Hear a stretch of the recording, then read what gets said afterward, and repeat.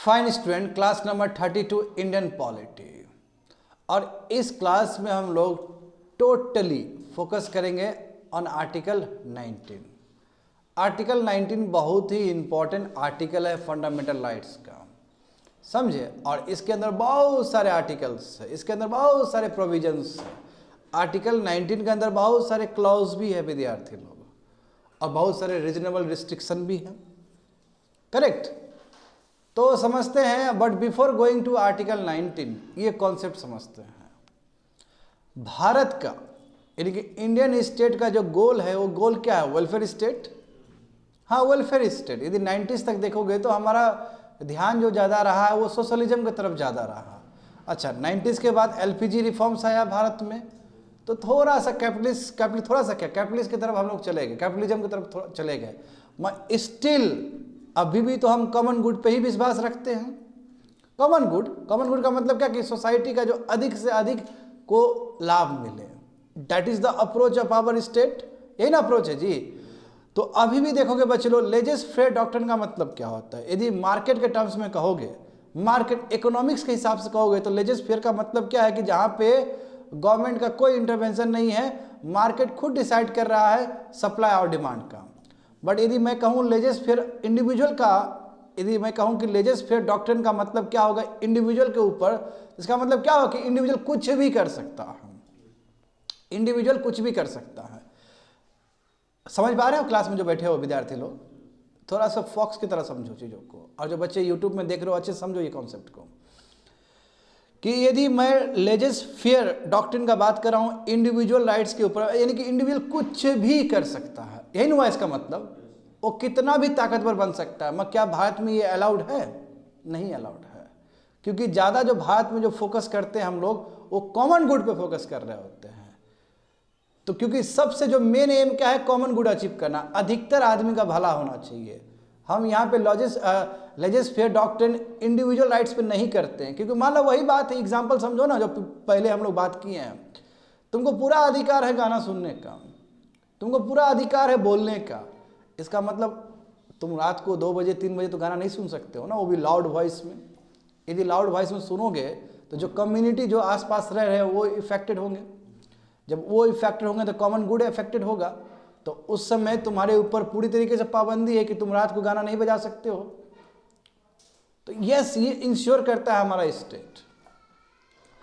तो हमारा स्टेट का जो विजन, भले ही वो 1990 से पहले हो या बाद में हो, कहीं ना कहीं वेलफेयर स्टेट क्रिएट कर रहा है। और वेलफेयर स्टेट कैसे क्रिएट होगा? जब सरकार का, जब स्टेट का जो फर्स्ट प्रायोरिटी है वो क्या होना चाहिए? कॉमन गुड होना चाहिए। तो ये बच्चे लोग तुमको आर्टिकल 19 में भी दिखेगा। अच्छा, गौर करने वाली बात है, जितना भी आर्टिकल पढ़ रहे हो, आर्टिकल 12, आर्टिकल 13, 14, 15, 16, पढ़ते पढ़ते आर्टिकल 35 तक जाओगे फंडामेंटल राइट्स में। जो भी आर्टिकल्स वो सब इंडिविजुअल को एम्पावर्ड करता है, क्योंकि वो सब फंडामेंटल राइट्स देता है। But at the same time सभी में 2 आर्टिकल छोड़ के, आर्टिकल 17 और एक जो ट्रैफिकिंग से रिलेटेड है, वो 2 आर्टिकल छोड़ के बाकी सभी आर्टिकल में रीजनेबल रिस्ट्रिक्शन है, सभी में रीजनेबल रिस्ट्रिक्शन है। Actually reasonable restriction common good को प्रमोट करता है। लिख लो बच्चे लोग, वहाँ पे जितने भी रीजनेबल रिस्ट्रिक्शन है सभी आर्टिकल में जो अटैच है, except 2 article of the fundamental rights, that is the first one is your article 17 जो कि अनटचेबिलिटी से संबंधित है, और एक आर्टिकल जो कि आने वाले समय में पढ़ोगे जो ट्रैफिकिंग, ह्यूमन ट्रैफिकिंग से संबंधित है। वो 2 आर्टिकल छोड़ के सभी आर्टिकल में रीजनेबल रिस्ट्रिक्शन है। रीजनेबल रिस्ट्रिक्शन इसलिए डाला गया बच्चे लोग ताकि कॉमन गुड अचीव हो सके। बात समझे? तो वही तो बात है। यहाँ पे देखो कितना सुंदर तरीके से चीज़ों को रखा गया। ये कैसे बैलेंस करे इंडिविजुअल राइट्स को? फंडामेंटल राइट्स तो दिया जा रहा है, फंडामेंटल राइट्स इंडिविजुअल है वो। हाँ, लीगल पर्सन के लिए भी है बहुत सारे फंडामेंटल राइट्स। लीगल पर्सन मतलब एक कॉर्पोरेशन है ना, PSU सबके लिए भी है। तो कैसे इंडिविजुअल राइट्स और कॉमन गुड को अचीव किया जाए, बैलेंस किया जाए, उसी के लिए कॉन्सेप्ट आता है कॉन्स्टिट्यूशनलिज्म। हालांकि हम लोग फर्स्ट क्लास में हम लोग जान चुके हैं कॉन्स्टिट्यूशनलिज्म का मतलब क्या होता है। Polity, constitution and constitutionalism all are inter related with each other. Polity का मतलब क्या होता है कि किस तरह का पॉलिटिकल स्ट्रक्चर एक स्टेट में तैनात है, दैट्स अ पॉलिटी। पॉलिटी की तरह से कह सकते हो कपड़ा है एक स्टेट का, किस तरह स्टेट आगे बढ़ रहा है। संविधान क्या है कि एक रिटन डॉक्यूमेंट्स जो बताता है कि पॉलिटी इस तरह होना चाहिए। और कॉन्स्टिट्यूशनलिज्म क्या है कि संविधान के हिसाब से ही पॉलिटी होना चाहिए, यानी कि संविधान जो लिखा गया है संविधान के हिसाब से ट्रू एंड लेटर स्पिरिट में पॉलिटी चलने चाहिए। That is called constitutionalism. तो यानी कि जब संविधान के प्रोविजन को पढ़ा जाए, उसको समझा जाए, तो ये साफ साफ खुद संविधान में लिख दिया गया है कि कैसे individual rights plus common good को बैलेंस किया जाए। और कैसे फंडामेंटल राइट्स में दिया गया है, फंडामेंटल राइट्स में सभी जितने ही फंडामेंटल राइट्स है वो इंडिविजुअल को दिया गया है, और साथ साथ रीजनेबल रिस्ट्रिक्शन भी दिया गया है। तो वो रीजनेबल रिस्ट्रिक्शन कुछ नहीं, तुम्हारा कॉमन गुड को अचीव करने के लिए है, और कॉन्स्टिट्यूशनलिज्म का जो कॉन्स्टिट्यूशन का जो बेस्ट प्रोविजन है उसको इंप्लीमेंट करने के लिए दिया गया है, रीजनेबल रिस्ट्रिक्शन। इसलिए बच्चे लोग, रीजनेबल रिस्ट्रिक्शन एक बहुत ही अच्छा अरेंजमेंट है, ताकि इंडिविजुअल राइट जब हम लोग इंजॉय कर रहे हैं, फंडामेंटल राइट जब इंजॉय कर रहे हैं, तो उस समय हमें ध्यान रहना चाहिए कि हमारा लिमिट क्या है।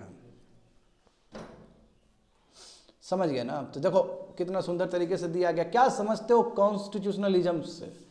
ये जो कॉन्सेप्ट है कॉन्स्टिट्यूशनलिज्म का, इसका मतलब है कि जो पॉलिटिकल स्ट्रक्चर जो होगा, जो संविधान के हिसाब से स्थापित जो किया गया है, हाँ, उसमें क्या होना चाहिए, डेट ऑर्डिनेंस, मतलब जिसमें क्या होना चाहिए, गवर्नमेंट होना चाहिए। बट कैसा गवर्नमेंट होना चाहिए बच्चे लोग? लिमिटेड गवर्नमेंट होना चाहिए। कैसा गवर्नमेंट होना चाहिए? लिमिटेड गवर्नमेंट होना चाहिए, जो संविधान के हिसाब से चले। ऑथोरिटेरियन नहीं होना चाहिए, आर्बिट्री ऑथोरिटेरियन नहीं होना चाहिए, टोटालियन नहीं होना चाहिए, डिक्टेटरशिप नहीं होना चाहिए वहाँ पे, और रूल ऑफ लॉ होना चाहिए, ना बल्कि रूल ऑफ मैन होना चाहिए, रूल ऑफ लॉ होना चाहिए। समझ गए ना? हाँ, एडम्स ने कहा था ना अपने किताब में कि क्या होना चाहिए? रूल ऑफ लॉ होना चाहिए, नॉट रूल ऑफ मैन होना चाहिए। तो इसलिए कॉन्स्टिट्यूशनलिज्म इस बात को स्थापित करता है कि पॉलिटी कैसा होना चाहिए, स्ट्रक्चर कैसा होना चाहिए, डेमोक्रेटिक गवर्नमेंट होना चाहिए। हाँ, तो कॉन्स्टिट्यूशनलिज्म वाला जो कॉन्सेप्ट वो डेमोक्रेटिक गवर्नमेंट के साथ ही फिट बैठ सकता है। बात समझे ना? हाँ, यानी कि दूसरे शब्द में कहा जाए तो कॉन्स्टिट्यूशनलिज्म एक पॉलिटिकल फिलॉसफी है, एक क्या है, पॉलिटिकल डॉक्ट्रिन है। फिलॉसफी एक विचार है, एक सोच है, एक आइडियोलॉजी है।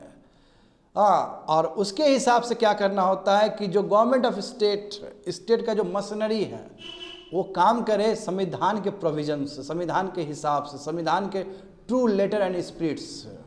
तो इसलिए देखो, meaning thereby the action of the government must reflect constitutionally, यानी कि जो सरकार का जो एक्शन है वो पूरा संविधान के हिसाब से हो, अपने हिसाब से नहीं, ऑथोरिटेरियन हिसाब से नहीं, समझे ना, टोटलियन रूल के हिसाब से नहीं, वो संविधान के हिसाब से। यानी कि स्टेट क्या हो, गवर्नमेंट क्या हो, लिमिटेड गवर्नमेंट हो, जो संविधान के हिसाब से चले।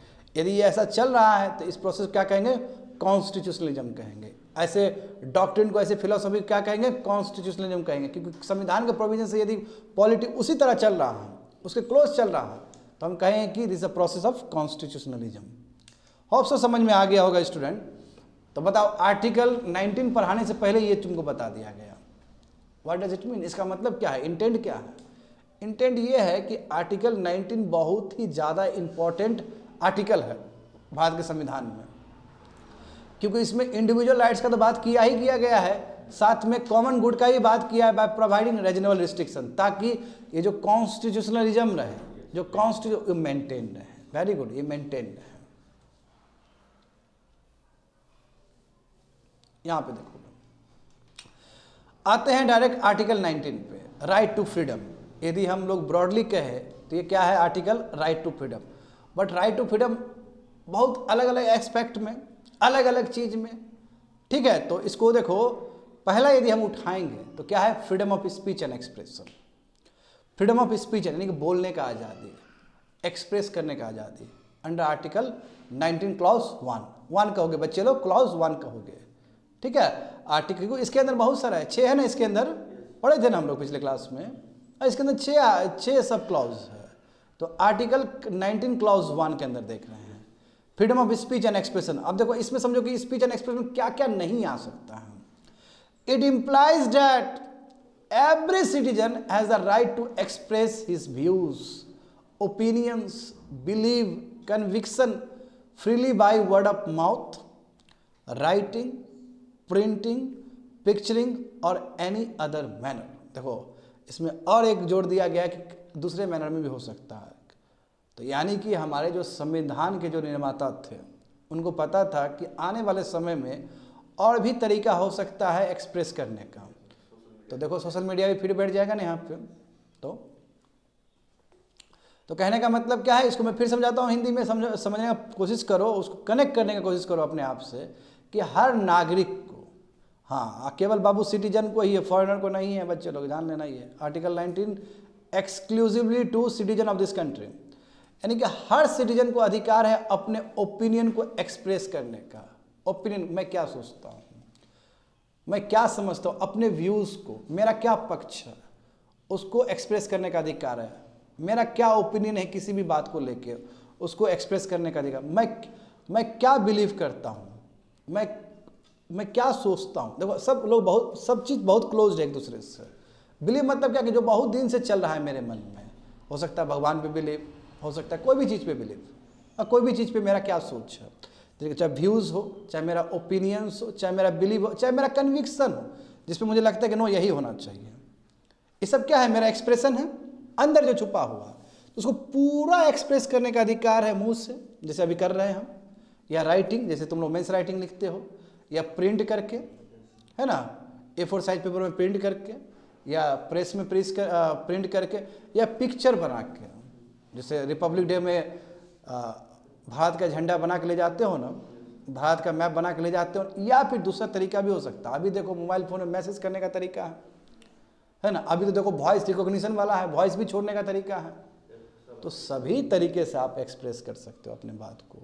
सो गुड ना। अब नागरिक को इतना अधिकार मिल रहा है, ये कम है क्या? अब देखो, अब सुप्रीम कोर्ट आता, क्योंकि भेग हो जाएगा एरिया, अब एरिया तो भेग ही हो जाएगा ना। अब देखो, तो यहाँ पे काम है सुप्रीम कोर्ट का, क्योंकि कहीं पे भी किसी भी आर्टिकल में यदि लगता है कि कुछ कमी रह गया, लगता है कि वो प्रॉपर डिफाइन नहीं है, तो it is the duty of the supreme court, वो आए और इस बात को स्पष्ट करे कि freedom of speech and expression का क्या लिमिट होगा, क्या क्या नागरिक कर सकता है। तो देखो सुप्रीम कोर्ट ने वही चीज़ किया है कि right to propagate to one views as well as views of others, यानी कि पूरा अधिकार है कि अपने व्यूज़ को रखने का और साथ में दूसरे का भी व्यूज़ रखने का, ये भी अधिकार है एक नागरिक को। जैसे मैं क्या सोचता हूँ ये भी मैं बोल सकता हूँ, और बाकी लोग क्या सोचते हैं वो भी मैं तुमको बोल सकता हूँ। दूसरा क्या, फ्रीडम ऑफ प्रेस, ये तो सबसे इंपॉर्टेंट है एक डेमोक्रेटिक कंट्री में। यदि प्रेस को बोलने का अधिकार नहीं है तो फिर freedom of speech and expression रहा कहाँ? प्रेस जान रहे हो ना, प्रेस का मतलब इलेक्ट्रॉनिक मीडिया, प्रिंट मीडिया, सब प्रेस के अंदर आ जाएंगे ना। तो बिल्कुल पूरा फ्रीडम होना चाहिए प्रेस को बोलने का, एक्सप्रेस करने का।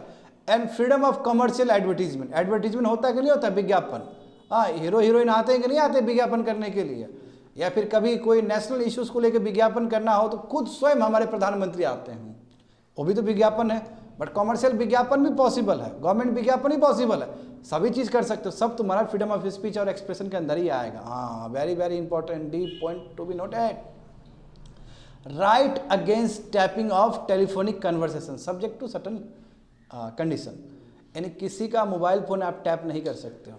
यदि मोबाइल फ़ोन टैप, जब पेगासस का इशू चल रहा था ना 1-1.5 साल पहले, तो किसी का भी मोबाइल फ़ोन टैप नहीं कर सकते। मैंने कहा but subject to certain condition, यदि मान लो कि कोई क्रिमिनल एक्टिविटी कर रहा है तो क्यों नहीं करेगा हमारा इंटेलिजेंस एजेंसी सब, IB क्यों नहीं करेगा, इंटेलिजेंस ब्यूरो करेगा ना, तो उस समय टैप।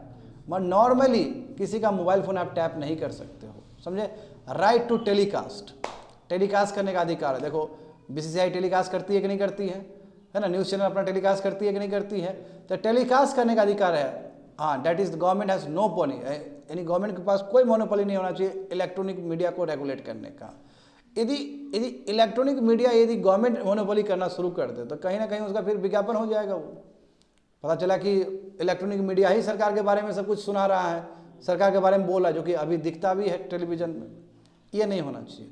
तो राइट टू टेलीकास्ट का अधिकार पूरा नागरिक को है, ठीक है, गवर्नमेंट वहाँ पे मोनोपोलाइज ना करे। राइट अगेंस्ट बंद called by a political party और ऑर्गेनाइजेशन, यस, राइट अगेंस्ट बंद है ना, पूरा अधिकार है। बंद जब पॉलिटिकल पार्टी जो बंद करवाते ऑर्गेनाइजेशन करते तो बिल्कुल आप शामिल हो सकते, कोई दिक्कत नहीं है। Right to know about government activities, पूरा RTI के थ्रू हो जाएगा। सरकार क्या कर रही है, सरकार क्या कर रही है, सरकार का एक्टिविटी क्या है, वो पूरा जानने का अधिकार है आपको। ये भी RTI आ जाएगा इसके अंदर। एंड देखो क्या सुंदर इंटरप्रिटेशन है। जब आपको बोलने का अधिकार है तो आपको साइलेंट होने का भी अधिकार है। एक ही कोइन का दो अलग पहलू है ना जी। हाँ, एक कोइन का हेड और टेल है। एक तरफ हम बोल रहे हैं एक साइड में, तो एक तरफ हम नहीं भी बोल सकते हैं। तो जब हमें बोलने का अधिकार है तो नहीं बोलने का भी अधिकार है। तो कोई आके ज़बरदस्ती हमसे बुलवा नहीं सकता। हाँ, ये यूनाइटेड स्टेट्स के कॉन्स्टिट्यूशन से लिया गया है, as per one of the student sitting in the class. समझ गए ना? तो कितना ये देखो, ये मायने रखता है कि नहीं रखता है? यानी कोई भी किसी को मजबूर नहीं कर सकता। अब देखो, इसका डायरेक्ट यूज आर्टिकल 20 में होगा,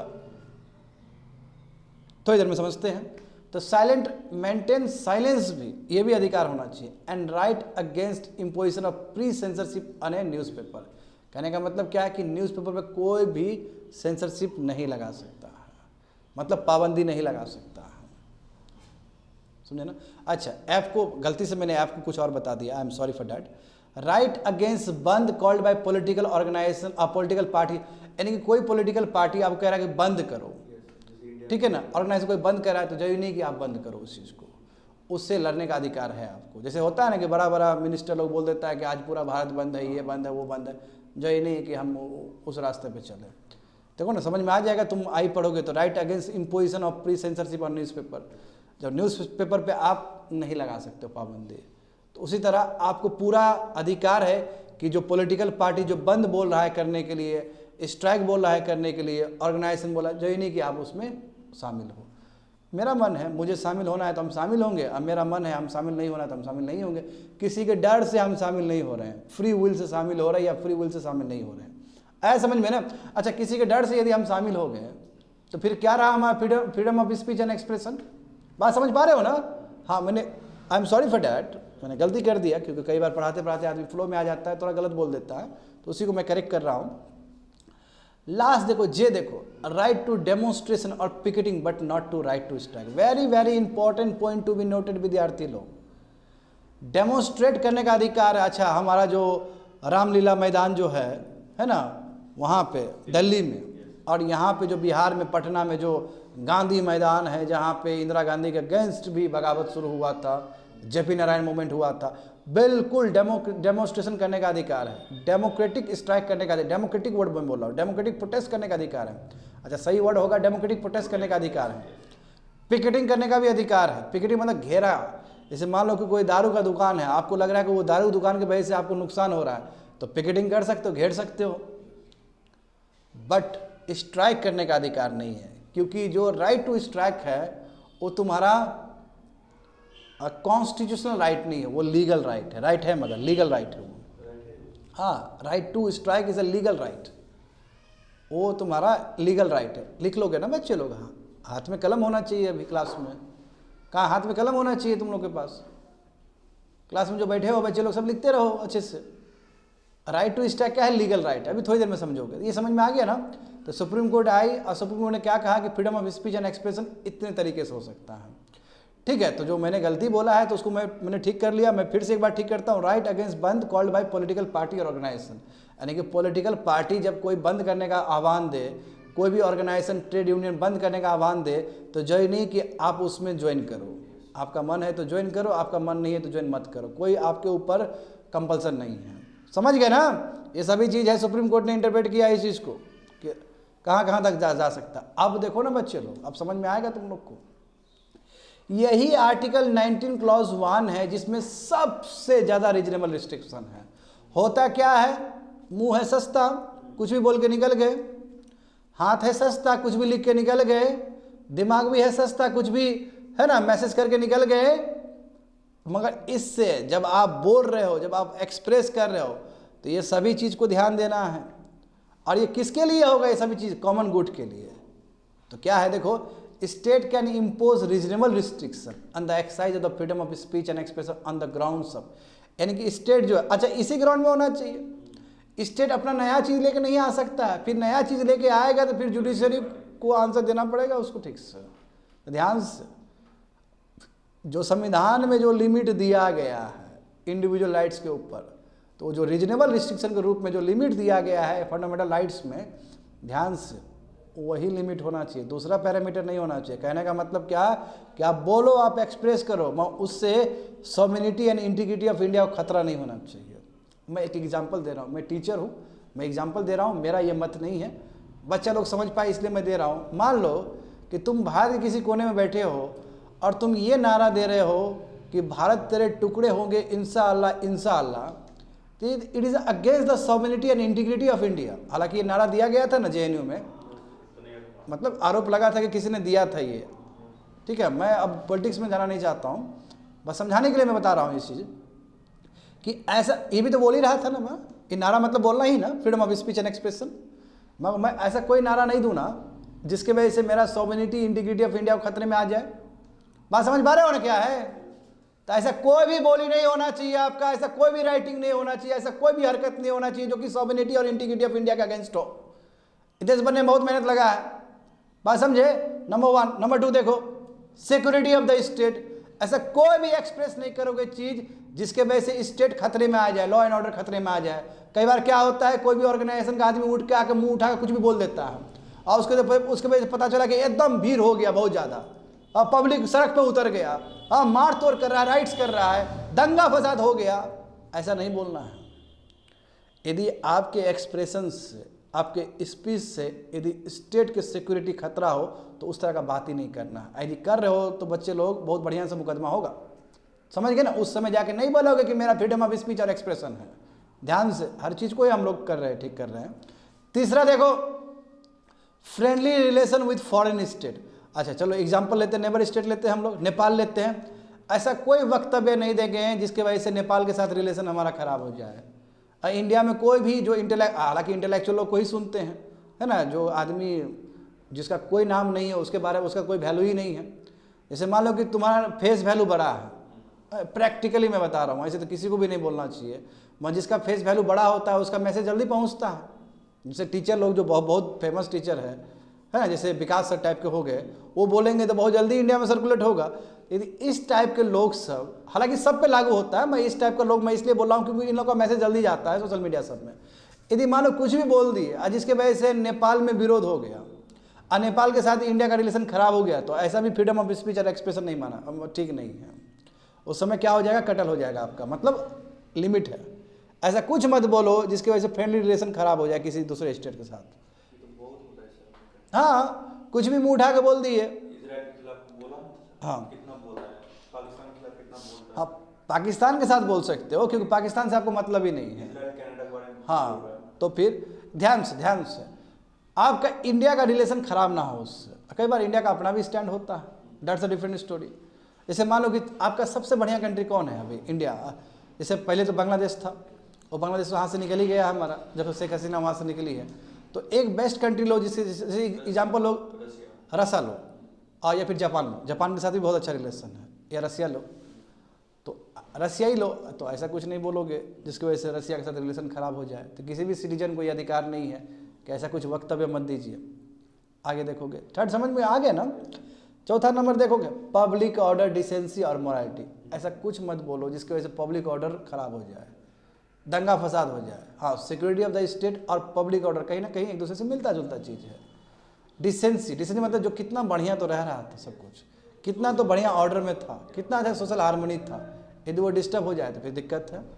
मोरालिटी, ऐसा अभद्र भाषा का यूज़ मत करो। हाँ, जैसे मैं एग्जांपल दूंगा, अभी चुनाव के टाइम में ना मोरालिटी जाए बाहर में, लोग कुछ से कुछ बोल देते हैं, तो ऐसा नहीं होना चाहिए, समझ गए ना। हाँ, कॉन्टेम्प्ट, ऐसा कुछ नहीं होना चाहिए बाबू जिसके वजह से कॉन्टेम्प्ट हो जाए। कॉन्टेम्प्ट मतलब, अब देखो सुप्रीम कोर्ट ने कोई फैसला सुनाया, कॉन्टेम्प्ट तो ज़्यादातर तुम्हारा ये स्टेट का मशीनरी पे ही लगता है, या तो सुप्रीम कोर्ट या हाई कोर्ट या फिर लोकसभा, राज्यसभा या विधानसभा। तो अब कोई भी सुप्रीम कोर्ट अपना फैसला सुना रही है, ठीक है बच्चे लोग, देखो तुम सुप्रीम कोर्ट फैसला सुना रही है और तुम बोल रहे हो कि नो, सुप्रीम कोर्ट का जो फैसला है उसमें वेस्टेड इंटरेस्ट है, उसमें स्वार्थ है। तो बहुत बढ़िया से तुम्हारा जो ये कॉमेडियन का जो हालत हुआ था वैसा हालत नहीं हो जाएगा क्या तुम्हारा। हाँ, एक जो बहुत बड़ा एडवोकेट है अंदर ही, नाम नहीं लेना चाहता हूँ, उनका भी बुरा हाल हुआ। 1 रुपया उससे लेके फाइन लेके उसको छोड़ा गया, ये दिखाने के लिए कि तुम नीचे है, तुम लॉयर है, तुम नीचे है, हम सुप्रीम कोर्ट के जज हैं, ठीक है। उसने कमेंट किया था, मैं उधर नहीं जाना चाहता हूँ, बस मैं समझा रहा हूँ तुमको। तो कंटेम्प्ट बहुत हो सकता है, समझे, स्टेट मशीनरी के पास अधिकार है। उसी तरह तुम लोकसभा के ऊपर कमेंट कर दिया, वो भी कंटेम्प्ट ले सकता है तुमको, राज्यसभा भी कंटेम्प्ट ले सकता है। डिफेमेशन बताओ। अब देखो डिफेमेशन का केस अरुण जेटली वर्सेस अरविंद केजरीवाल का कितना लंबा चला, बाद में अरविंद केजरीवाल ने माफ़ी मांग लिया, बात खत्म हो गया। तो डिफेमेशन का मानहानि नहीं होना चाहिए। ऐसा कुछ नहीं बोले बिना हाथ और पैर का जिसके वजह से किसी का मानहानि हो जाए। जैसे मान लो किसी ने कुछ किया ही नहीं और माइक में बोला जा रहा है कि भाई ये आदमी खराब है, ये आदमी चोर है, ये आदमी बेईमान है। अब बाद में वो आदमी सुनेगा तो बोलेगा कि भाई किस आधार पे आप बोले हो, यदि है भी तो ऐसे बोलने की क्या जरूरत है आपको। बात समझ रहे हो? तो डिफेमेशन मानहानि, ऐसा मत करो कि जिसकी वजह से मानहानि हो जाए, किसी का जो आपका किसी का इज्जत है वो इज्जत खराब ना हो जाए, इस तरह का बात नहीं करना है। एंड लास्ट वन, ऐसा मत बोलो कोई भी चीज़ जिससे ऑफेंस हो जाए। जैसे मान लो कि ऐसे बोल दिए, चलो मैं एग्जांपल बोल रहा हूँ, पटना में विधानसभा है, सब पहुँचो वहाँ पे बंदूक लेके, और इस तरह का इंसिडेंट बंदूक वाला नहीं, इंसिडेंट हुआ है जानते हो, जेपी नारायण के टाइम में हुआ था, मूवमेंट के टाइम में पूरा घेराबंदी हो गया था। तो ऐसा कुछ भी वक्तव्य नहीं देना है जिसकी वजह से ऑफेंस हो जाए। 1 2 3 4 5 6 बाबू, इन्हें कि जितना तुमको अधिकार दिया उतना तुमको छीन रहा है यहाँ से। ठीक से देखोगे तो मैं ये जरूरी है, क्योंकि आदमी का मुंह सस्ता है, कुछ बोल के निकल जाएगा। ठीक है ना। अब बताओ इस बीच में फतवा भी जारी होगा, सोचो। अभी मैं पढ़ा रहा हूँ, इस टाइम पढ़ा रहा हूँ जहाँ पे इलेक्शंस हो रहे हैं हमारे स्टेट में, कुछ स्टेट में, तो जान रहे हो कि इस तरह का चीज़ आता है, वायलेशन हो भी रहा होता है प्रैक्टिकली। एनीवे, ठीक है। तो फर्स्ट समझ गए ना बच्चा लोग। अब सेकेंड समझोगे तुम लोग, फ्रीडम ऑफ असेंबली।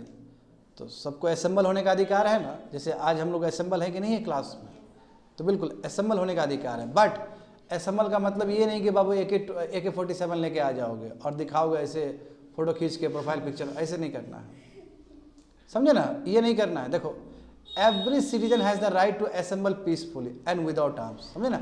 हर नागरिक को ये अधिकार है कि वो दूसरे नागरिक के साथ असेंबल हो सकता है शांति से, पीसफुली, बिना कोई बंदूक और बारूद का।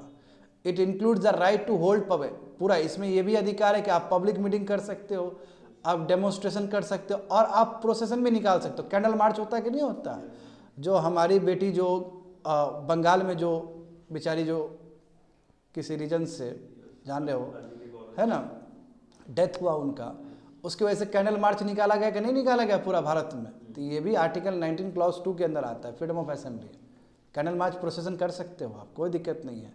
This freedom can be exercise only on public land, very very important, and assembly must be peaceful and unarmed. यानी कि ये जो तुम निकाल रहे हो, right to hold public meetings, demonstration, procession, ये बाबू पब्लिक लैंड पे ही होना चाहिए। ऐसा नहीं कि प्राइवेट लैंड पे चले गए, किसी का घर है और उसका जो बरंडा है वहाँ पे जाकर तुम धरना दे रहे हो, तो ये नहीं हो सकता है।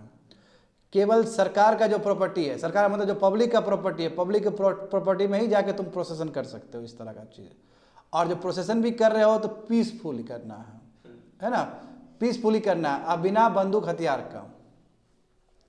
This provision does not protect violent, देखो वही बोला है ना, इसका मतलब ये नहीं कि वायलेंट, डिसऑर्डर, राइचुअस असेंबली, ऐसा नहीं होना चाहिए। पूरा एकदम विद्रोह के मूड में आ गया, पूरा लॉ एंड ऑर्डर तोड़ने के मूड में आ गया, पूरा दंगा वाला दिमाग आ गया, तो ये सब चीज़ तुमको फिर फ्रीडम ऑफ असेंबली के अंदर नहीं होगा बाबू।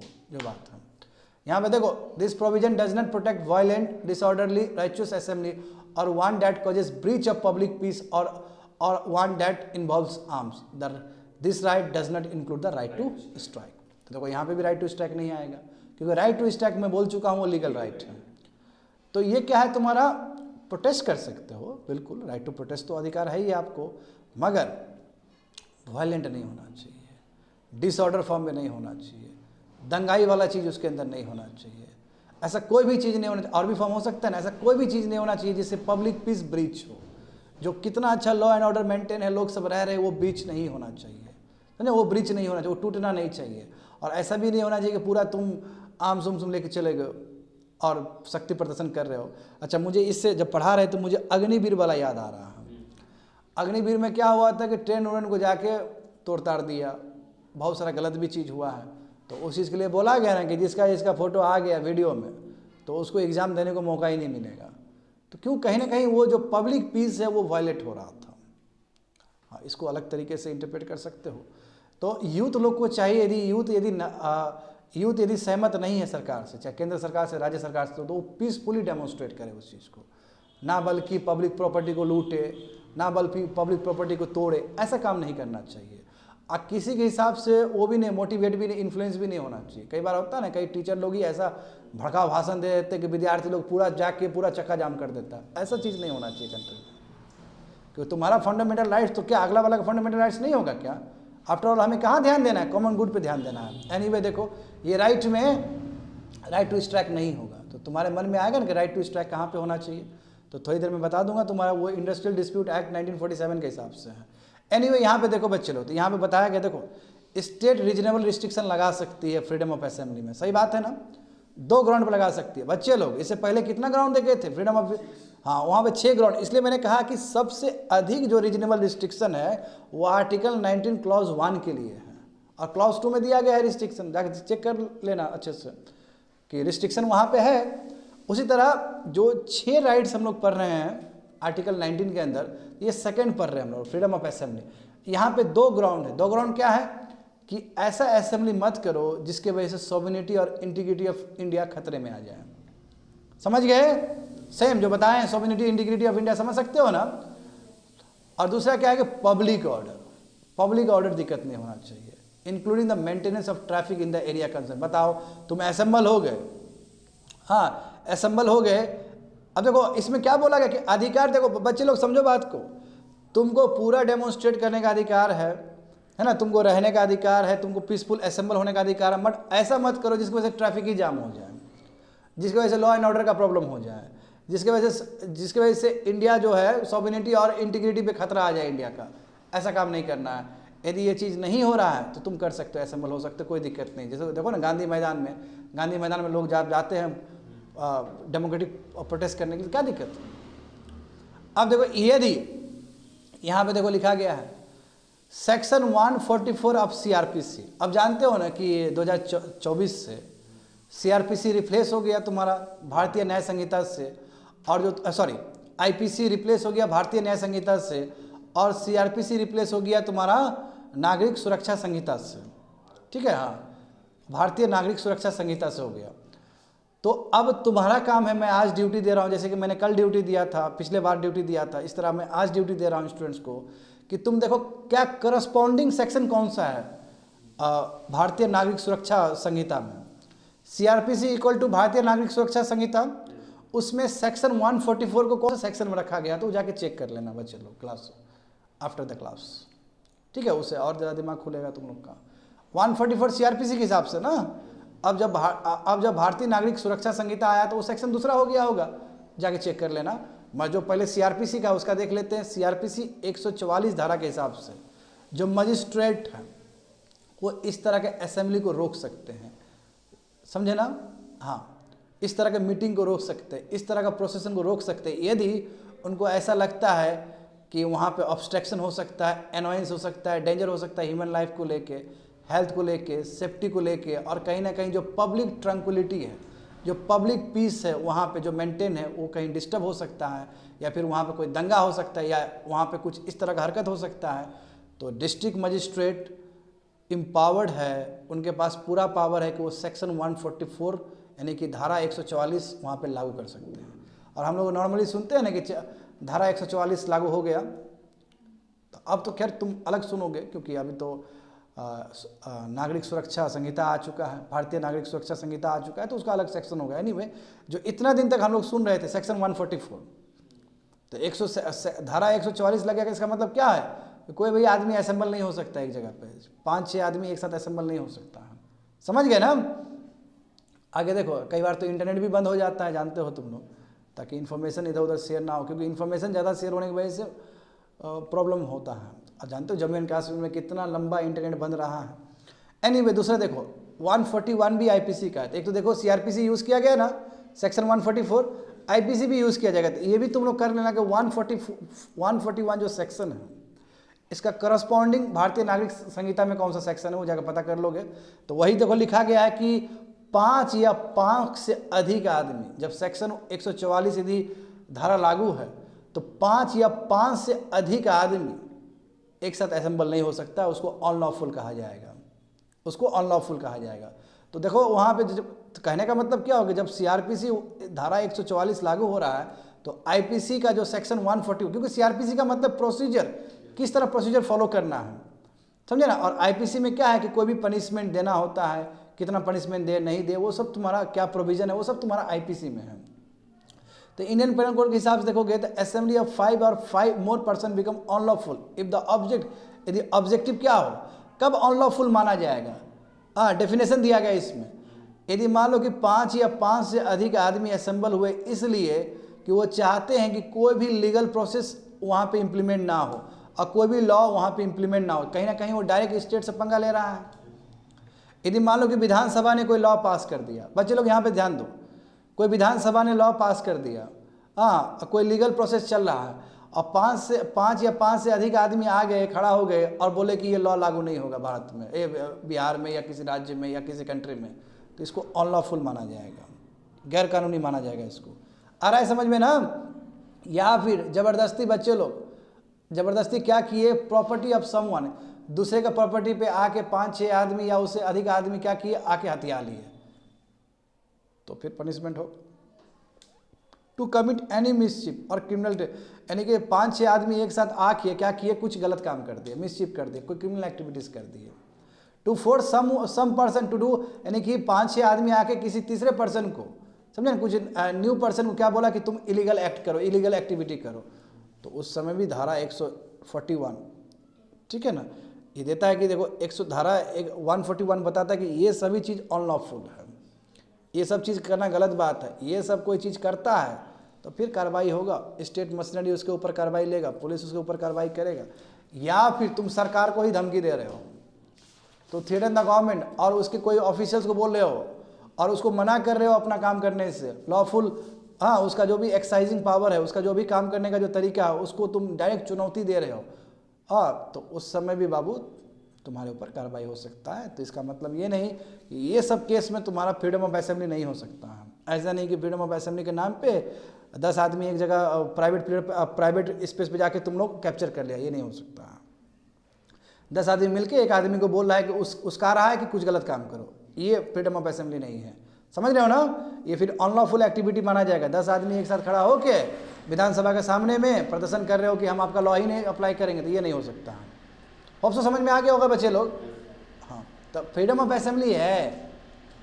एक तो हमने देखा रीजनेबल रिस्ट्रिक्शन वहाँ पे, हमने फिर सीआरपीसी में भी देखा क्या क्या होगा, और फिर हम आईपीसी में भी देख रहे हैं कि क्या क्या चीज़ नहीं करना चाहिए फ्रीडम ऑफ असेंबली यदि हमको एंजॉय करना है तो। अब देखते हैं article 19 clause 3, freedom of association. Association का मतलब क्या है कि सोसाइटी फॉर्म करना, कंपनी बनाना, यही ना है। हाँ, असेंबली और एसोसिएशन में अंतर है बच्चों लोग। असेंबली क्या कि एक जगह संगठित होना, एसोसिएशन क्या है, कंपनी से बनाना, जहाँ पे सभी आप स्टेक होल्डर हो, आप कंपनी को चला रहे हो, पूरा अधिकार है। All citizens have the right to form association और यूनियंस और कोऑपरेटिव सोसाइटी। देखो कोऑपरेटिव सोसाइटी है बच्चे लोग, ये जो चीज़ डाला गया, ये 97th कॉन्स्टिट्यूशन अमेंडमेंट करके 2011 में कोऑपरेटिव सोसाइटी वाला चीज़ एलिमेंट इसमें डाला गया फ्रीडम ऑफ एसोसिएशन में। पहले नॉर्मली क्या था, एसोसिएशन और यूनियन ही था। इसमें नए जो एलिमेंट डाले गए वो कोऑपरेटिव सोसाइटी वाला एलिमेंट डाला गया 97th कॉन्स्टिट्यूशनल अमेंडमेंट करके 2011 में। ठीक है, तो वो पॉइंट टू बी नोटेड, लिख लेना उस चीज़ को। समझ गए ना। सब नागरिक को अधिकार है कि वो एसोसिएशन बना सकता है, यूनियन बना सकता है, कोऑपरेटिव सोसाइटी बना सकता है। It includes the right to form political party. देखो इसी के अंदर आ जाएगा ना, बीजेपी, आरजेडी, जदयू, है ना, और भी बीएसपी, बहुत तरह का पार्टी, आम आदमी पार्टी, पूरा अधिकार है कि आप पॉलिटिकल पार्टी बना सकते हो, कंपनी बना सकते हो, पार्टनरशिप फार्म्स बना सकते हो, सोसाइटी बना सकते हो, क्लब बना सकते हो, ऑर्गेनाइजेशन बना सकते हो, ट्रेड यूनियन बना सकते हो, या कोई भी इस तरह का बॉडी बना सकते हो। तो देखो नागरिक को कितना अधिकार मिल गया, है ना, मिल गया ना अधिकार बहुत सारा। हाँ, but it not only includes the right to start an association और union but also to continue with the association और यूनियन एज सच। यानी केवल ये स्टार्ट करने का ही बात नहीं है, एक बार आप यूनियन बन गए ना तो आप फिर कंटिन्यू भी कर सकते हो। यानी कि फ्रीडम ऑफ एसोसिएशन का मतलब ये नहीं केवल बनने का बात है, कंटिन्यू करने का भी बात है। हाँ, यहाँ पे एक ट्विस्ट फंसता है। समझो बच्चे लोग, यहाँ पे ध्यान से देखोगे ना, जैसे बीसीसीआई पहले किस तरह बना था, कौन सा बॉडी बना था, ये सोसाइटी रजिस्ट्रेशन बना था ना जी, रजिस्ट्रेशन एक्ट से कई कंपनी एक्ट से बनते हैं। अब देखो, कंपनी बनाने का अधिकार है तुमको, ठीक है, एसोसिएशन बनाने का, ट्रेड यूनियन बनाने का अधिकार है, बनाने का अधिकार भी है और उसको कंटिन्यू करने का भी अधिकार है। मैं इसका मतलब ये नहीं कि राइट टू रजिस्ट्रेशन है तुम्हारे पास। भाई राइट टू रजिस्ट्रेशन तभी नहीं मिलेगा जब तुमको जो पूछा जा रहा है, यदि तुम्हारे पास वो चीज़ होगा तभी तुमको रजिस्ट्रेशन मिलेगा। यदि तुम कंपनी बनाना चाहता है और कंपनी का पैरामीटर ही नहीं है तुम्हारे पास, कंपनी बनने के लिए जो चीज़ चाहिए वही चीज़ नहीं है तुम्हारे पास, वो क्वालिफिकेशन ही नहीं है, वो तुम्हारे पास पढ़ाई लिखाई नहीं है, तुम्हारे पास कैपिटल ही नहीं है, तुम्हारे पास रिसोर्स ही नहीं है, तो रजिस्ट्रेशन थोड़ी मिलेगा। तो right to get registration is not a fundamental right to be noted. Association बनाने का अधिकार है, मगर एसोसिएशन बना दिया तो उसके लिए तुमको रजिस्ट्रेशन चाहिए ना, तो रजिस्ट्रेशन कोई फंडामेंटल राइट नहीं है, वो तुमको रजिस्टर करना पड़ेगा। तो राइट टू रिकॉग्निशन, वही राइट, उसी को बोलते हैं राइट टू रिकॉग्निशन भी कहते हैं। यानी कि सुनो बच्चे लोग, नहीं समझ में आया, इधर देखो, यहाँ समझो। Right to form association is a fundamental rights under article 19 clause 3, ठीक है। मगर राइट टू रिकॉग्निशन यानी कि तुम्हारा जो ट्रेड यूनियन बना है सच में ही ट्रेड यूनियन है या नहीं है, ये तो तुम नहीं डिसाइड करेगा, वो तो अथॉरिटी ने डिसाइड करेगा। तुम एक कंपनी बनाया और तुम बोल रहा है कंपनी है, क्या भरोसा तुम कंपनी नहीं हो? वो तो जो कॉम्पिटेंट अथॉरिटी है वो नहीं डिसाइड करेगा। बात समझे? बीसीसीआई बना तो कंपनी थोड़ी, बीसीसीआई थोड़ी बोलेगा हम बीसीसीआई बने, हमारा एक कोऑपरेटिव सोसाइटी बना। वो तो जो कॉम्पिटेंट अथॉरिटी होगा वो ना बोलेगा चलो ठीक है आप कंपनी बन गए। तो right to recognition is not a fundamental right under article 19। वही राइट टू रिकॉग्निशन का मतलब वही राइट टू रजिस्ट्रेशन है। जब तक रजिस्ट्रेशन नहीं होगा तब तक रिकॉग्निशन नहीं मिलेगा। समझे? आपको एसोसिएशन बनाने का अधिकार है, मगर रिकॉग्निशन आपका फंडामेंटल राइट्स नहीं है। लिख लो वहाँ पे। It's not only includes the right to start an association or union, but also to continue with the association or union as such. हाँ, एसोसिएशन बनाने का अधिकार है और कंटिन्यू करने का अधिकार है, ट्रेड यूनियन बनाने का अधिकार है, उसको कंटिन्यू करने का अधिकार है, बट right to recognition fundamental rights नहीं है, जो कि तुम लोग जानोगे अभी थोड़ी देर में भी। देखो यहाँ पे further it covers the negative right of not to form और ज्वाइन एन एसोसिएशन और यूनियन। सही बात है ना? यदि तुमको अधिकार है एसोसिएशन बनाने का या फिर यूनियन बनाने का, तो तुमको अधिकार है नहीं भी बनाने का, हाँ, डिसकंटिन्यूटी करने का। तो कोई आदमी ज़बरदस्ती किसी को नहीं बोल सकता है कि तुम एसोसिएशन का हिस्सा बनो। कहने का मतलब ये हुआ, होता है ना, 10 आदमी आ गए तो अगला आदमी को कंपल्सन किया जाएगा कि तुम भी आओ ज्वाइन करो। नो, उसको मन है तो वो ज्वाइन करेगा, उसको मन है तो नहीं ज्वाइन करेगा। तो right to form association is a fundamental right under article 19 clause 3, but right to not form an association is also a fundamental right under article 19 clause 3। Association बनाने का अधिकार भी है, एसोसिएशन नहीं बनाने का भी अधिकार है, दोनों ही अधिकार होना चाहिए। Right to freedom of speech and expression भी होना चाहिए, at the same time freedom to maintain silence ये भी होना चाहिए। आ रहा है समझ में? वही चीज़ है वहाँ पे, देखो वहाँ, हाँ, इसके लिए भी रीजनेबल रिस्ट्रिक्शन होगा। ऐसा कोई एसोसिएशन नहीं बना लो बचवा लो, हाँ, ऐसा कोई एसोसिएशन नहीं बना लो, ऐसा कोई यूनियन नहीं बना लो, ऐसा कोई कंपनी नहीं बना लो जिसकी वजह से ये हो जाए। सॉवरेनिटी और इंटीग्रिटी ऑफ इंडिया के अगेंस्ट नहीं होना चाहिए आपका कोई भी एसोसिएशन, या फिर पब्लिक ऑर्डर और मोरालिटी के अगेंस्ट नहीं होना चाहिए। बात समझ गए ना? पता चला कि तुमने हुक्का वाला ऑर्गेनाइजेशन बना लिया, सब बच्चा लोग हुक्का पी रहा है बैठ के और हुक्का बेच भी रहा है, तो ये क्या काम का? ये तुम्हारा ये चीज़ अगेंस्ट द मोरालिटी। और इस तरह का जानते हो कि कितना होता है इस तरह का गोपनीय रूप में, तो कितना इस तरह का ऑर्गेनाइजेशन होता है जो कि तुम्हारा ड्रग्स चलता है उसमें, तो इसको एसोसिएशन नहीं माना जाएगा, ठीक है ना? It is against the very meaning of the association. Subject to this restriction the citizen have complete liberty to form association, यानी कि ये सब रिस्ट्रिक्शन को देखते हुए, sovereignty and integrity of India को ख्याल करते हुए, पब्लिक ऑर्डर एंड मोरालिटी को ख्याल करते हुए, सिटीजन को पूरा अधिकार है, पूरा लिबर्टी है कि वो एसोसिएशन बना सकता है, यूनियन बना सकता है।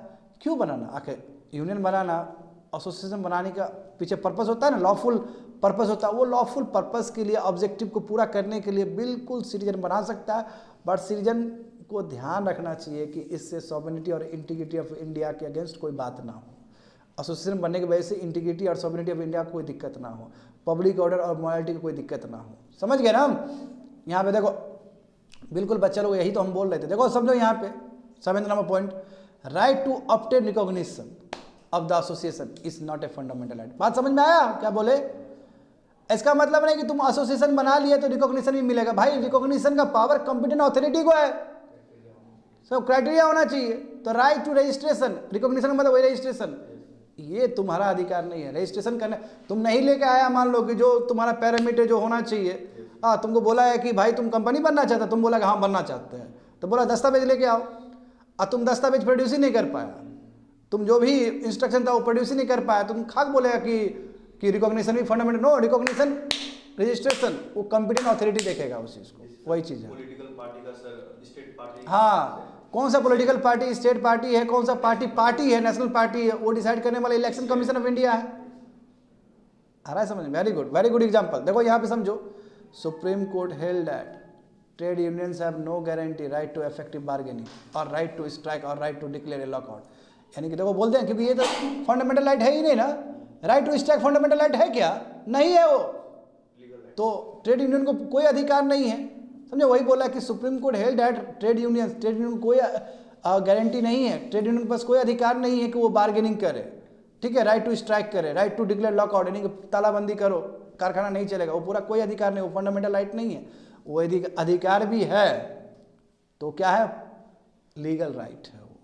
देखो वो लिखा गया ना इंडस्ट्री, क्योंकि बच्चे लोग देखोगे इंडस्ट्रियल डिस्प्यूट एक्ट 1947, बढ़िया समझना है, सुनना है ठीक से। इंडस्ट्रियल डिस्प्यूट एक्ट 1947 में ये एक्ट पास हुआ था, जानते हो कि 1947 का मतलब कि 1947 में ये एक्ट बना। इसके अंदर इंडस्ट्री डिफाइन किया गया है, इसके अंदर इंडस्ट्री डिफाइन किया गया। और इंडस्ट्री का मतलब केवल जो अभी इंडस्ट्री चलता है वो इंडस्ट्री नहीं है। इंडस्ट्री इस इंडस्ट्री के अंदर एजुकेशनल इंस्टीट्यूशन भी है, JNU सब, बड़े बड़े कॉलेज सब भी है। इसलिए वहाँ पे यदि प्रोटेस्ट होता है ना, वहाँ पे देखते हो ना प्रोटेस्ट, हाँ वो अधिकार है उसका, वो उसका फंडामेंटल राइट्स नहीं है। कौन सा राइट है वो? लीगल राइट है। तो कहोगे ना सर कि हम देखते हैं कि JNU सब में प्रदर्शन होता है ना, बहुत सारे कॉलेज में प्रदर्शन होता है कि नहीं होता है? वो एक्चुअली इस एक्ट, क्योंकि इंडस्ट्री के अंदर एजुकेशनल इंस्टीट्यूशन भी आता है। तो मैं फिर से तुमको ड्यूटी देता हूँ कि जो इंडस्ट्रियल डिस्प्यूट एक्ट 1947 में इंडस्ट्री का डेफिनेशन क्या है वो बढ़िया से लिख के कल आओगे, दिखाओगे हमको। हाँ कुछ देते हैं, जो बच्चे लोग यूट्यूब पे देख रहे हो तुम लोग भी करो अच्छे से, इससे और ज्ञान बढ़ेगा।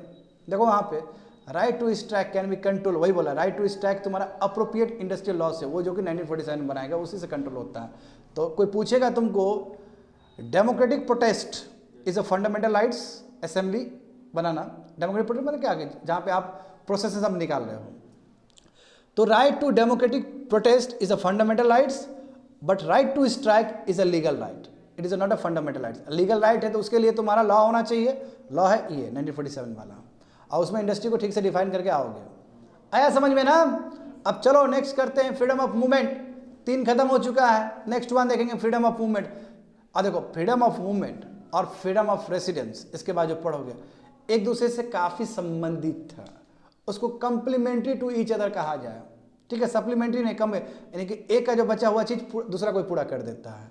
इसलिए फ्रीडम ऑफ मूवमेंट और फ्रीडम ऑफ रेसिडेंस दोनों कंप्लीमेंट्री एक दूसरे से। हालांकि थोड़ी देर में समझोगे, पहले ये समझो फ्रीडम ऑफ मूवमेंट का मतलब क्या होता है, कि पूरा फ्रीडम है, this freedom entitles every citizen to move freely throughout the territory of the country, यानी कि पूरा जो भारत, हाँ Bharat article 1, India that is the Bharat shall be the union of states, जहाँ जहाँ तक तुमको भारत दिखता है पॉलिटिकल मैप, वहाँ आराम से घूम सकते हो, कोई दिक्कत नहीं होना चाहिए, समझे ना।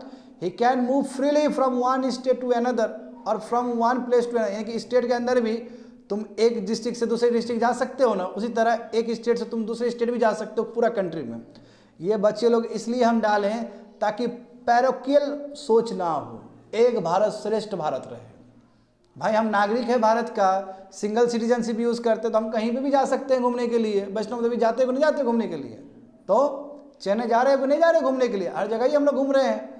This right underline the idea that India is one unity, ये हमें हमेशा याद दिलाता है जो हमको घूमने का आज़ादी है, फ्रीडम ऑफ मूवमेंट है, ये इसलिए है क्योंकि भारत एक है, भारत एक है और श्रेष्ठ है, समझे ना। सो फार सिटीजन आर कंसर्न, यानी कि नागरिक के दृष्टिकोण से देखोगे, नागरिक के लिए देखोगे तो भारत एक है, वो कहीं पे भी घूम सकता है। हाँ एक्सेप्शनल क्लॉज होगा, बाबू शेड्यूल एरियाज में नहीं घूमना है, जहाँ पे इनर परमिट लाइन होगा वहाँ नहीं जाना है, बहुत सारा, पहले जम्मू एंड कश्मीर में भी थोड़ा रिस्ट्रिक्शन था स्पेशली रेसिडेंट्स के लिए। अब तो जम्मू एंड कश्मीर में आर्टिकल 370 जब से इनऑपरेटिव हुआ है, ख़त्म हुआ है, तो आप आराम से घूम सकते हो, आराम से रिसाइड कर सकते हो, वो अलग बात है। हाँ देखो यहाँ पे ये क्यों हमने किया, फ्रीडम ऑफ मूवमेंट क्यों दिया पूरा भारतवर्ष में एक स्टेट के अंदर, ये हमने इसलिए दिया ताकि नेशनल फीलिंग आ सके। हाँ, खाली एक कुआं में बैठ के तुम भारत देखोगे तो नहीं होगा जी, भारत बहुत विशाल है, तो भारत को घूमना है तो फिर फ्रीडम ऑफ मूवमेंट तो देना पड़ेगा आपको, समझ गए ना, ताकि नेशनल फीलिंग प्रमोट हो सके। अच्छा, तुम अभी यूपी बिहार के रहने वाले बच्चे लोग हो, नीचे जाओगे चेन्नई देखोगे तो लगेगा नहीं अच्छा ये भी तो भारत का ही हिस्सा है, फिर गुजरात जाओगे तो तुमको लगेगा नहीं ये भी तो भारत का ही हिस्सा है, तुम पंजाब जाओगे तो लगेगा नहीं ये भी भारत का हिस्सा है। तो नेशनल फीलिंग आता है एंड नॉट पैरोक्युलिज्म, यानी कि नैरो माइंडनेस वाला चीज़ नहीं कि एक राज्य में है तो यहीं रहेंगे यहाँ से नहीं जाएंगे, इस तरह का कोई फीलिंग्स नहीं होना चाहिए। हम कहीं भी जन्मे हैं, पूरा भारत घूमने का हमको अधिकार है, तो नैरो माइंडनेस वाला चीज़ नहीं होना चाहिए, समझे ना, पूरा घूमने का आज़ादी है आपको। आगे देखो, हाँ मगर ध्यान देना है, अब घूमने का आज़ादी का मतलब ये नहीं हुआ कि बाबू जनरल पब्लिक जो इंटरेस्ट है उसके अगेंस्ट घूमो। हाँ पता चला, हाँ कि पता चला, देखो अब इस पे बहुत इंपॉर्टेंट अभी केस मैं बताऊंगा थोड़ी देर में, चलो मैं अभी बता देता हूँ। कौशल्या केस, एक केस हुआ था कौशल्या केस, जहाँ पे जुडिशरी ने कहा था कि प्रोस्टिट्यूट को या हैबिचुअल ऑफेंडर्स को, कौशल्या वाला केस प्रोस्टिट्यूट से रिलेटेड था, कि प्रोस्टिट्यूट को राइट टू मूवमेंट नहीं होना चाहिए। क्यों? It is against the morality, ये मोरालिटी के अगेंस्ट। बात समझ में आ रहा है ना? हाँ तो देखो रोक दिया गया ना उसका मूवमेंट को। तो वही देखो फर्स्ट क्या है, घूमो जहाँ घूमना है घूमो, बट ध्यान से जनरल पब्लिक का इंटरेस्ट के विरोध ना हो, ठीक है। अच्छा तुम घूमे, चलो तुम गुजरात गए, चलो दूसरे एग्जाम, गुजरात गए, अब जाओ गुजरात में लोग बढ़िया से रह रहे हैं, अब तुम वहाँ का जाकर ताम झाम कर रहा है, अलग ही कल्चर लेके चल रहा है वहाँ पे, तुमको मार के भगा नहीं देगा वहाँ से। हाँ तो जनरल पब्लिक के इंटरेस्ट के विरोध में नहीं होना चाहिए, घूमिए कोई दिक्कत नहीं है। और दूसरा क्या है कि जो शेड्यूल्ड ट्राइब है, जो अकेला में रहना चाहते हैं, अब उस जगह तुम घूम के कीड़ा करोगे इन लोगों के साथ तो अच्छा होगा नहीं होगा। तो एक तो ब्रिटिश ने घूम के कीड़ा किया है इन लोग को, तो इसलिए जब आज़ाद हिंदुस्तान में इनको स्पेशल प्रोटेक्शन दिया गया, जान रहे हो।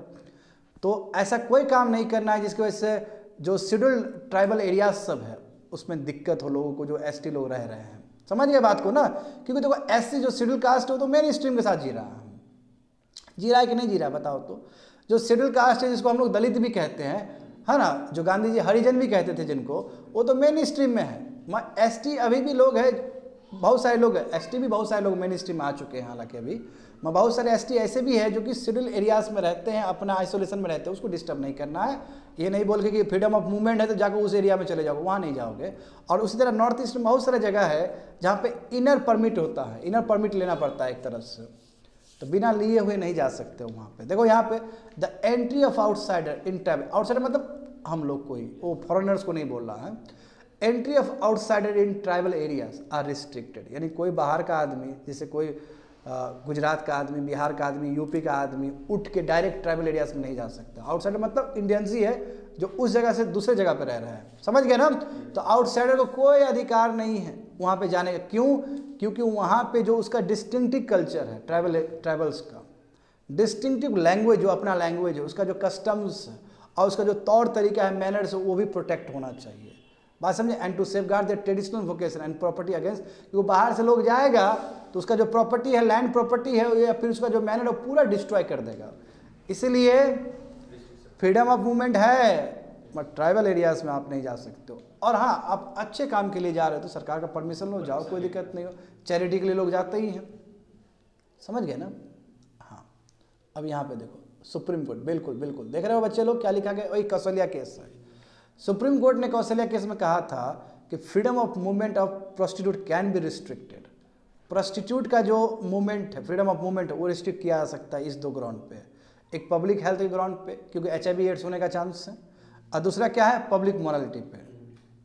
क्योंकि जब प्रोस्टिट्यूट जब मूव करेगी एक जगह दूसरी जगह, तो वो किस तरह का नेगेटिविटी लेके आएगी ना, लोग उसके बारे में बात करेंगे, लोग नेगेटिव सोचेंगे।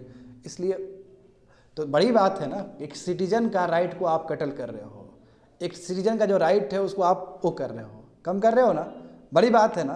मगर सुप्रीम कोर्ट आके कम किया है। क्यों? क्योंकि रीजनेबल रिस्ट्रिक्शन भी तो है, कॉमन गुड भी है, उसको भी तो देखना है हमें। देखो मुंबई हाई कोर्ट ने इस चीज़ को रखा, इस चीज़ को फिर से स्थापित किया कि ठीक है, Bombay high court validated the restriction. सही बात है, जो पर्सन HIV एड्स से जो ग्रसित है लोग सब, देखो ना कोविड-19 से भी तो बोल सकते थे हम लोग, जो रिसेंट टाइम में कोविड-19 हुआ, HIV एड्स से जो रिलेटेड लोग सब है जो ग्रसित है, उसके फ्रीडम ऑफ मूवमेंट पे भी रिस्ट्रिक्शन हो सकता है बोल के मुंबई हाई कोर्ट ने भी स्थापित किया बात को, वैलिडेट किया इस बात को। तो हम समझ सकते हैं कि चलो जो भी अभी तक रीजनल रिस्ट्रिक्शन है, हाई कोर्ट आके बहुत अच्छे तरीके से इंटरप्रेट कर रहा है, सुप्रीम कोर्ट आके बहुत अच्छे से इस चीज़ को और देख रहा है। समझ पा गए ना? देखो अब हाईली इंटरेस्टिंग, हाईली इंटरेस्टिंग, हाँ हाईली इंटरेस्टिंग है ये। अब मुझे पढ़ाते वक्त इतना मज़ा आ रहा है ना, क्योंकि इतना नया नया चीज़ है, इतना सीखने वाला चीज़ है ये सब। अब देखो फ्रीडम ऑफ मूवमेंट, अच्छा अभी तक जो बात किया गया कि एक स्टेट के अंदर मूवमेंट या फिर एक कंट्री के अंदर मूवमेंट, मत जब भारत छोड़ के तुम विदेश जाओगे तो उस समय क्या होना चाहिए? तो उस समय जो एक्सटर्नल मूवमेंट है वो आर्टिकल 21 के अंदर आएगा। वो भी मानेगा गांधी की वजह से हुआ था ये, अभी मैं बताऊंगा थोड़ी देर में, हो सकता है नेक्स्ट क्लास में। तो फ्रीडम ऑफ मूवमेंट दो तरीके से हो सकता है, तो इंटरनल कंट्री के अंदर ही या स्टेट के अंदर। स्टेट के अंदर घूम रहे हो तो कंट्री के अंदर ही घूम रहे हो ना, एक स्टेट से दूसरे स्टेट घूम रहे हो तो कंट्री के अंदर ही घूम रहे हो। तो कंट्री के अंदर बचवा लोग जो घूम रहे हो दैट कवर अंडर आर्टिकल 19। एक कंट्री से दूसरे कंट्री में जा रहे होते that covered under article 21। I repeat 21 अलग हो गया ये यहाँ पे, ठीक है? तो लिख लेना है सभी चीज़ को। तो देखो यहाँ पे क्या लिखा गया है कि फ्रीडम ऑफ मूवमेंट का भी दो डायमेंशन है। एक तो इंटरनल हो सकता है, आप कंट्री के अंदर ही मूव कर रहे हो इनसाइड द कंट्री, या एक्सटर्नल भी हो सकता है कि आप कंट्री से बाहर जा रहे हो और फिर आ रहे हो। जो बाहर जा रहे हो या बाहर से फिर अंदर आ रहे हो तो वो आर्टिकल 21 के अंदर होगा। वही पासपोर्ट वाला जो केस था मानेगा गांधी का, आर्टिकल 21 के अंदर होगा वो। तो बाहर जाने का जो अधिकार है वो राइट टू लाइफ है आपका, right to have personal liberty, ठीक है? वो आर्टिकल 21 के अंदर आ जाएगा। देखो वही लिखा गया है कि आर्टिकल 9 केवल कवर करता है पहला वाला डायमेंशन को, कि कंट्री के अंदर आप मूव कर रहे हो। मगर जब दूसरा डायमेंशन आएगा, बाहर जाने का अधिकार जो है, बाहर से फिर अंदर आने का जो अधिकार, बाहर जाने का मतलब बाहर कंट्री, फिर बाहर कंट्री से फिर अंदर वाला कंट्री इंडिया में आने का जो अधिकार है वो तुम्हारा आर्टिकल 21 के अंदर होगा, that is the right to life and personal liberty. तो आ रहा है समझ में ना? तो केवल खाली मुंह उठा के फ्रीडम ऑफ मूवमेंट बोल देने से नहीं होगा। फ्रीडम ऑफ मूवमेंट में पहले हमें यह भी सुनिश्चित करना होगा कि क्या इंटरनल मूवमेंट का बात हो रहा है कि फिर एक्सटर्नल मूवमेंट का बात हो रहा है। हाँ यहाँ पे देखोगे बच्चा लोग। तो अब बात करेंगे फ्रीडम ऑफ रेसिडेंस। तो मैंने कहा ना ये चीज़ कि जो आप फ्रीडम ऑफ मूवमेंट पढ़ रहे हो तो लगभग देखो, कई जब घूमने का आज़ादी है तो सेटल होने का भी तो आज़ादी है। तो इसलिए अब बहुत सारा चीज़ जो उसमें पढ़े थे फ्रीडम ऑफ मूवमेंट में, वो सब चीज़ यहाँ पे भी आ जाएगा। जब घूम रहे हैं तो कोई जगह बढ़िया लगा तो वहाँ बस गए, क्या दिक्कत है? घूमते घूमते ही जगह अच्छा लगता है ना? तो कम्प्लीमेंट्री है ये चीज़। देखो यहाँ पे क्या लिखा गया, हर एक नागरिक को अधिकार है को किसी भी कोना में भारत का, किसी भी टेरिटरी ऑफ द कंट्री, किसी भी कोना में भारत का वो सेटल हो सकता है। हाँ रीजनेबल रिस्ट्रिक्शन होगा हमेशा, आप ट्राइबल एरियाज में थोड़ी जाकर सेटल हो जाना है। पहले आर्टिकल 370 जब जम्मू एंड कश्मीर में लगता था तो वहाँ पे आप सेटल नहीं हो सकते थे, मैं वो क्लॉज हटा दिया गया। अब तो आराम जम्मू एंड कश्मीर में तुम लैंड भी खरीद सकते हो, कुछ भी कर सकते हो। देखो तो इसमें दो राइट्स है, समझो इस राइट का, सॉरी इस राइट में दो पार्ट्स है, बढ़िया सुनना अच्छे से। Right to reside in any part of the country which means to stay at any place temporary, यानी कि आपको अधिकार है किसी भी आप जगह रह सकते हो टेम्पररी पीरियड के लिए, पहला है। सेकंड में परमानेंट होगा, डोमिसाइल बन जाएगा उस स्टेट का। तो जैसे मान लो कि कहीं जाना है, तुमको मीटिंग करना है, तो एक हफ्ता रुक गए किसी राज्य में, वहाँ काम कर लिए। मान लो कि एक बिजनेसमैन को जाना है, सामान खरीदना है, तो 3 दिन 4 दिन वहाँ पर रुक गए, तो पूरा अधिकार है आपको दूसरे राज्य में रुकने का, अपने कंट्री के अंदर कहीं पे भी रुकने का, फॉर टेम्पररी पीरियड के लिए भी आपको अधिकार है।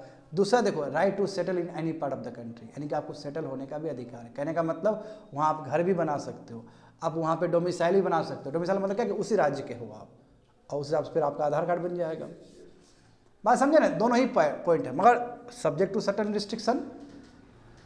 यहाँ पे देखो सेम चीज़ कि ये राइट क्यों दिया गया कि फ्रीडम ऑफ रेसिडेंस, ये इसलिए दिया गया ताकि कंट्री के अंदर जो इंटरनल जो बैरियर है वो रिमूव हो जाए। ऐसा नहीं लगे कि बिहार का आदमी केवल बिहार ही में रह सकता है, ऐसा नहीं लगे कि तमिलनाडु का आदमी केवल तमिलनाडु में ही रह सकता है। क्यों नहीं तमिलनाडु का आदमी बिहार में रह सकता है? क्यों नहीं बिहार का आदमी तमिलनाडु में रह सकता है?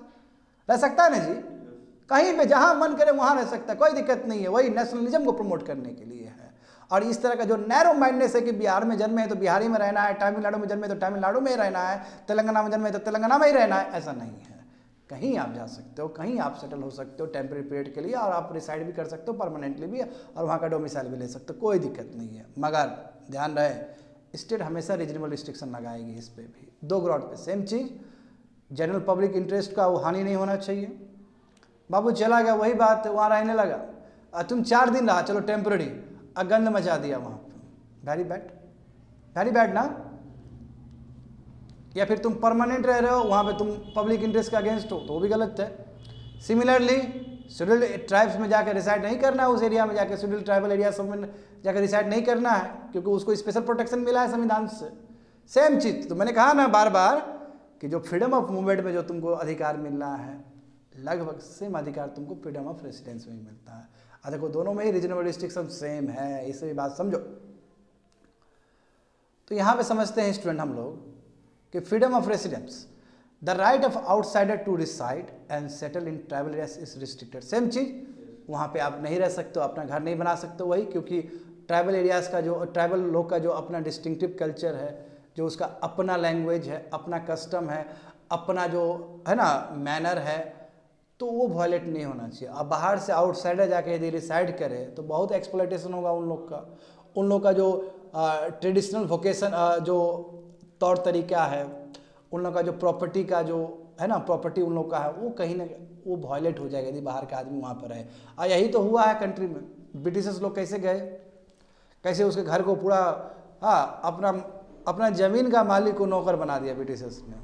तो समझ रहे बात को ना, ये ना हो। तो सेम चीज़, जो चीज़ उस समय रिपीट हुआ, in many parts of the country the tribals have permitted to regulate their property rights in, यानी कि ट्रैवल्स को पूरा अधिकार है कि वो अपना प्रॉपर्टी राइट्स अपने तरीके से, जो कस्टमरी रूल्स और लॉज है वो अपने तरीके से वो कर सकता है।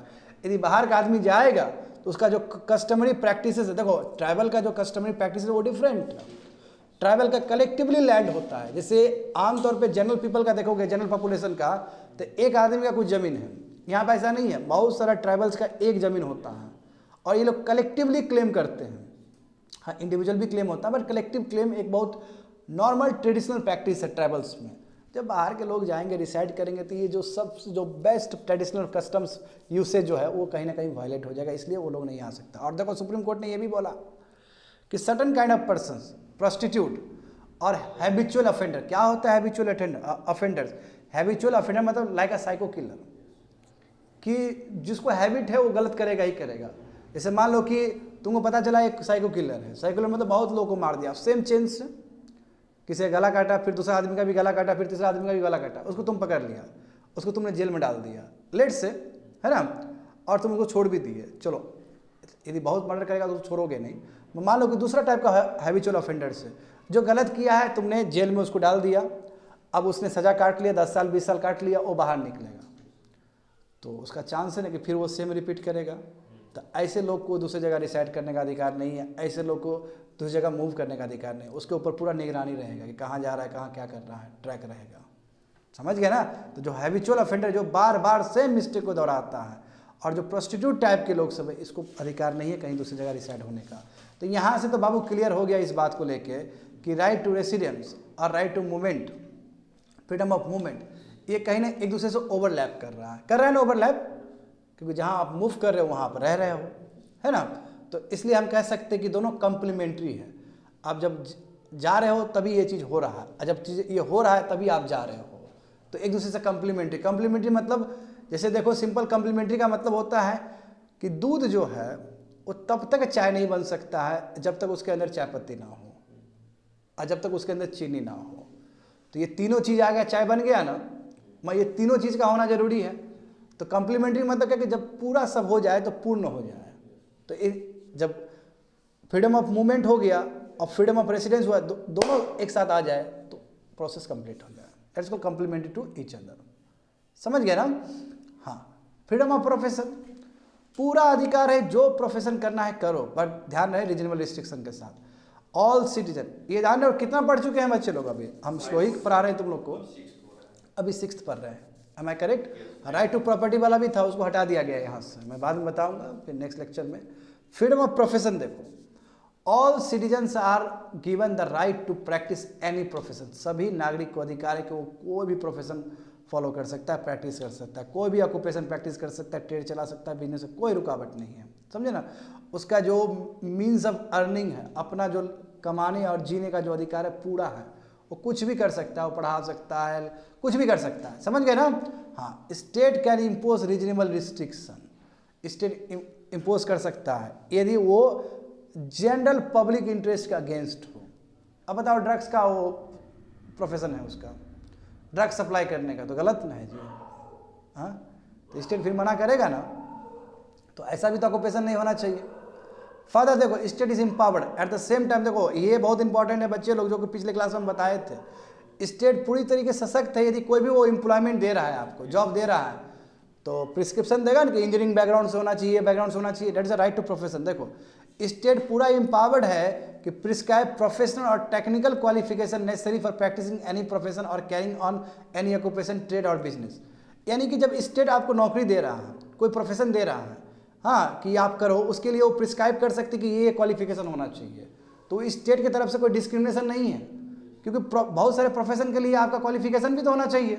दूसरा क्या है, यदि स्टेट कोई भी ट्रेड कर रही है, कोई भी बिजनेस कर रही है, कोई भी इंडस्ट्री कर रही है, कोई भी इंडस्ट्री चला रही है, कोई भी सर्विस चला रही है, वेदर द एक्सक्लूजन, उसके वजह से मान लो कि इंडियन सिटीजनशिप को नहीं डाला जा रहा है, तो उसके ऊपर, इस वजह से स्टेट के ऊपर कोई आरोप भी नहीं लगना चाहिए। देखो, कई बार होता है ना कि कोई स्टेट अपना स्टेट मतलब भारत सरकार या राज्य सरकार कोई अपना PSU चला रही है, ठीक है, पब्लिक सेक्टर अंडरटेकिंग चला रही है, जिसमें केवल विदेशी आदमी ही चाहिए, ऐसा हो सकता है ना। तो उस समय भारत का नागरिक ये नहीं बोल सकता है कि स्टेट डिस्क्रिमिनेशन कर रहा है, हमारा फ्रीडम ऑफ प्रोफेशन वायलेट हो रहा है, नहीं कह सकता। क्यों? क्योंकि स्टेट को रिक्वायरमेंट है। तो कई बार क्या होता है कि पार्शियली भी इंडियन सिटीजन को मौका मिलता है, और कई बार क्या होता है कंप्लीटली मौका नहीं भी मिल सकता है। तो वही चीज़ लिखा है, कंप्लीटली और पार्शियल ऑफ सिटीजन और अदरवाइज, यानी कि कुछ फॉरेनर्स भी हो सकते हैं, कुछ इंडियन भी हो सकते हैं, या फिर कंप्लीट फॉरेनर्स भी हो सकते हैं। उस समय तुम ये नहीं कह सकते हो कि स्टेट ने हमें फ्रीडम ऑफ प्रोफेशन को ठगा है, ऐसा नहीं कह सकते हो, क्योंकि स्टेट का वो रिक्वायरमेंट है। कहीं ऐसा होता है, जैसे मान लो कोई नया चीज़ खोला स्टेट ने, स्टेट चाहता है कि टेक्नोलॉजी ट्रांसफर हो, तो स्टेट क्यों नहीं फॉरेन कंट्री का मेंबर्स को यहाँ बैठा कर काम करवा सकता है, काम करवा ही सकता है। बात समझ रहे ना, ये चीज़ हो गया। अब देखो यहाँ पे ऑब्जेक्ट क्या है, तो वही 10 नो ऑब्जेक्शन, इसलिए कोई ऑब्जेक्शन नहीं लगना चाहिए स्टेट के ऊपर कि क्यों ट्रेड, बिजनेस, इंडस्ट्री, सर्विस क्यों चला रहा है, क्यों, जिसमें कंप्लीट मोनोपोली और पार्शियल मोनो, यानी कि कुछ सिटीजन को डाला जा रहा है, कुछ को नहीं डाला जा रहा है। तो इसका मतलब ये नहीं कि स्टेट पे तुम आरोप लगाओ, द स्टेट इज नो, और स्टेट को अपना जो मोनोपोली स्टेट ने क्रिएट किया है उसको जस्टिफाई करने की भी जरूरत नहीं। स्टेट का पूरा अधिकार है कि कितना वो सिटीजन को अंडर डाले और नहीं डाले, based on the depending on the requirement. बात समझ में आ गया ना। तो स्टेट जो मोनोपोली क्रिएट किया है किसी अपने कंपनी के ऊपर, किसी बिजनेस के ऊपर, किसी इंडस्ट्री के ऊपर, तो स्टेट को जस्टिफाई करने की भी जरूरत नहीं है, क्योंकि स्टेट को पूरा अधिकार है ये करने का। देखो, this right does not include the right to carry on a profession, ये इसका मतलब ये नहीं कि राइट टू प्रोफेशन वाला चीज़ आएगा, बिजनेस आएगा, ट्रेड आएगा, ऑक्यूपेशन आएगा। हाँ, यदि इमोरल हो तो राइट टू प्रोफेशन तुमको दे दिया गया। इसका मतलब तुम ऐसा कोई काम नहीं करोगे जिससे तुम्हारा इमोरल एक्टिविटी हो। जैसे मान लो ट्रैफिकिंग कर रहे हो तुम महिलाओं का और बच्चा का, भारत से बच्चा उठा के तुम दुबई ले जा रहे हो, भारत से महिला उठा के तुम नेपाल ले जा रहे हो, तो ये तो प्रोफेशन नहीं होना चाहिए। बात समझे ना। और ना ही डेंजरस हार्मफुल ड्रग्स या एक्सप्लोजिव सब का तुम्हारा प्रोफेशन होना चाहिए। तो स्टेट कैन एब्सोल्युटली, स्टेट क्या कर सकती, इस तरह का रेगुलेशंस को, इस तरह चीज को क्या कर सकती है, रोक सकती है अपने एक्शन से। इसलिए state can absolutely prohibit this और regulate them by licensing. Licensing के थ्रू, जैसे मान लो लाइसेंस कोई sir human trafficking licensing through होगा, थोड़ी होगा, नहीं, उसके बारे में नहीं बोलना चाह रहा। मान लो कि कोई मारिजुआना मतलब हुआ तुम्हारा, जैसे वीड हो गया, गांजा हो गया, तो गांजा का यूज़ तो जानते हो वो हर्ब्स के रूप में है। तो यदि कोई भी खेती करना चाहता है गांजा का, तो स्टेट से लाइसेंस ले and then carry in a restricted manner, ठीक है। तो उसके लिए लाइसेंस, कुछ ऐसी चीज़ के लिए। हाँ, ह्यूमन ट्रैफिकिंग के लिए तो इसके लिए कोई लाइसेंस नहीं बाबू, ये एब्सोल्यूट फंडामेंटल राइट्स है। कोई ह्यूमन ट्रैफिकिंग कर रहा है और स्टेट को पता चल जाए तो स्टेट को डंडा मार देना चाहिए उसके ऊपर, और स्टेट मारती भी है। And thanks to Kailash Satyarthi, उन्होंने कितना काम किया है इस पे, कितना बेघर बच्चे लोग को फिर से लौटा के लाए हैं भारत में, समझे ना। डैट्स इट, समझ में आ गया ना। तो freedom of profession is very very important, but subject to certain restriction. Completed.